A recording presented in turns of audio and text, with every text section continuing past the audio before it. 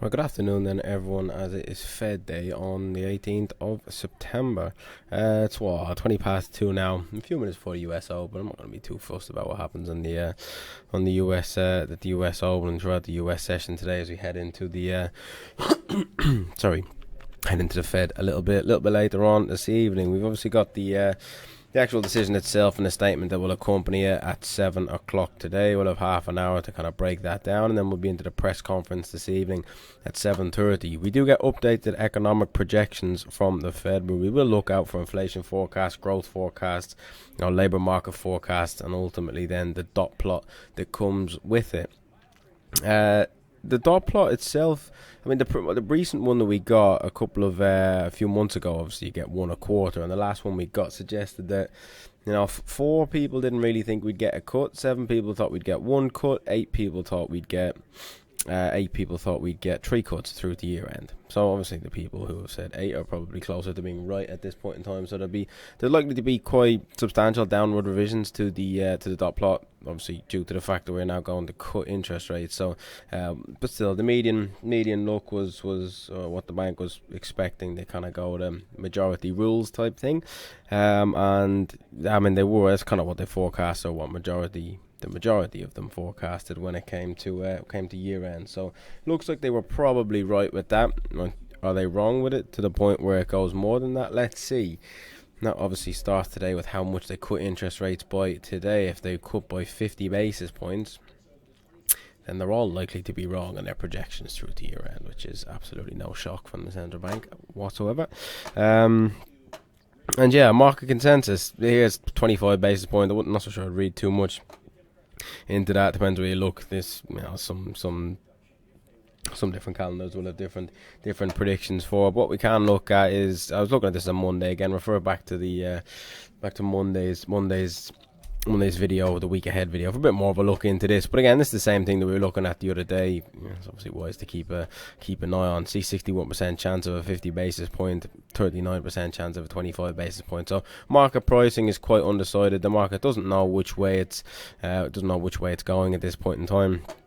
And neither do a lot of market participants. I saw Citi earlier on in probably last week actually. Now at this point, Citi saying that expecting 50 basis point, 50 and 50 through the year end. You had Goldman Sachs the other day saying that you get 25 at the next 4 meetings to bring it down by 1%. So, even the smartest minds in the world completely disagree on what we're going to get now and in the future from the Fed. So everybody's a little bit unsure. First time we've kind of gone into any of these Fed decisions actually just not knowing what goes on or what is going to go on. I mean, I think from a 50 basis points point of view, they will want to cut. If we're going to talk from both sides' point of view, 50 basis points. The reason for that would be, interest rates are high. They're historically high. They have been risen at a historically high pace.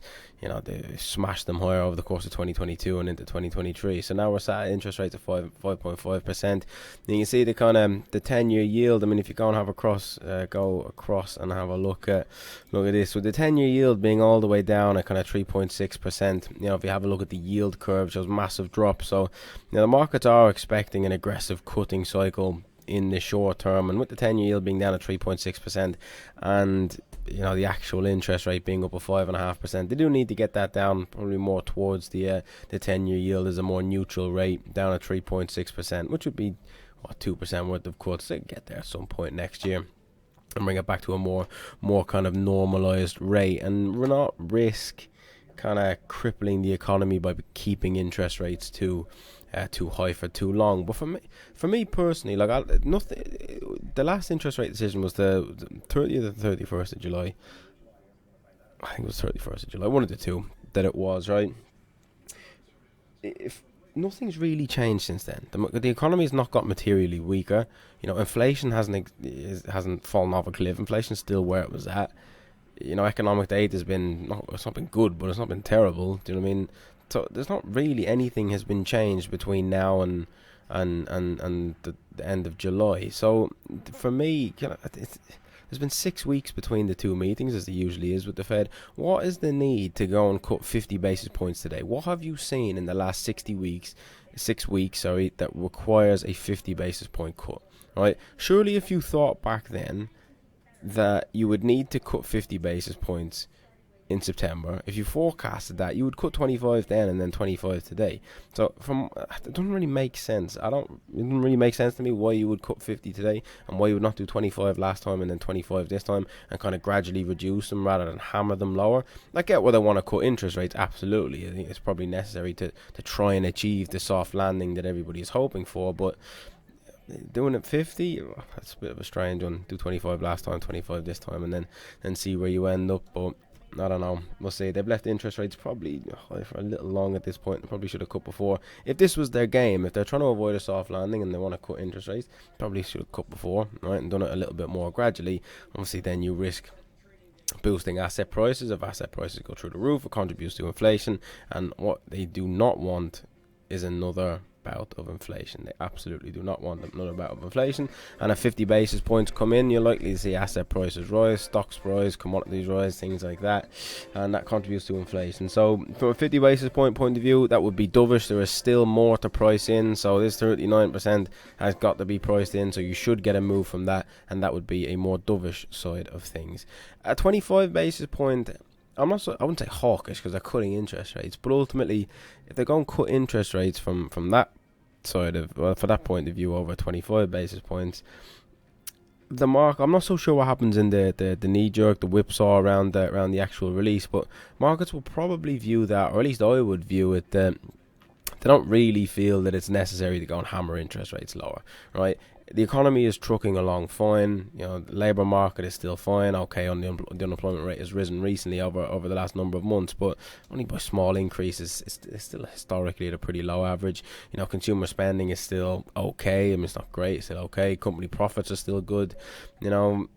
Things aren't too bad with the economy. GDP still surprising to the upside in Q2. So I'm not exactly terrible in Q3 either, so looking like it's not going to be terrible in Q3 either. So cut 25 basis points, markets might see a bit of downside initially once the kind of annoyance of not getting a 50 comes out, but then you'll still probably see stocks rise higher. The Fed won't be too worried about things. They'll come out and say things are okay. We're still hoping to achieve a soft landing. We're going to reduce rates gradually, and that'll be absolutely fine. So again, I see it seems pretty positive one way or the other from a stocks and from an assets point of view. I mean, maybe there's the flip side. It could 50 basis points that might spark a bit of panic. I don't really know, to be honest with you. I don't think anybody really knows. That's why we're going to have to sit and wait and see what happens. But I'd say probably a bit of downside in the immediate aftermath. If you get the 25 basis point, 50 basis point, you might see a bit of upside. But then, if they're going to cut 50 basis points, you'll come out and say something to kind of reverse that in the press conference, probably, you'd imagine. So what I think makes most sense would be the 25 basis points. From a personal point of view, I think that makes most sense. Since the last meeting, 6 weeks ago, you've had rhetoric from Fed officials that kind of point towards a 25 basis points. You've had economic data that doesn't show the need for 50 basis points.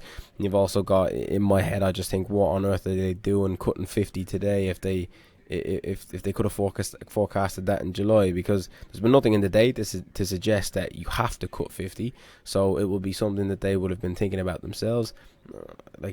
Then you could have just cut 25 back then and then 25 today. So I think probably 25 makes more sense. But again, what do I know?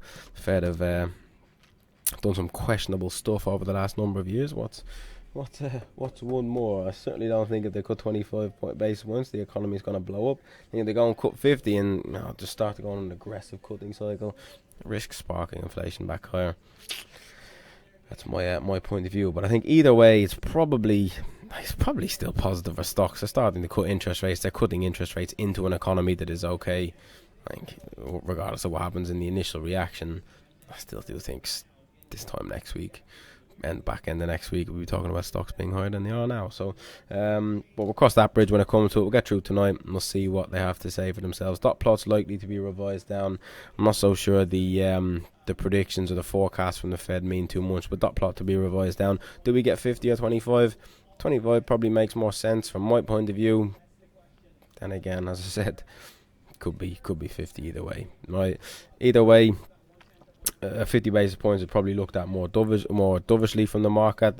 Then you trade your assets then according to that, right? If you get 25, it's probably looked at a bit more hawkishly. Right? You know, you get your US dollar higher, bond yields higher, stocks lower, and then on the left hand side of the screen, the 50 basis point, you can probably get stocks higher, dollar lower, yields lower, and whipsaw might be a bit tricky, but you got to try and get in on the whipsaw in case it does get going. So we'll update further on this when we get around to it tomorrow. Best of luck out there. If you're trying to trade it, we'll give it a bash when we get home this evening, 7 o'clock tonight. But yeah, we'll update more tomorrow once we've had a chance to break it down. And as I said, best of luck.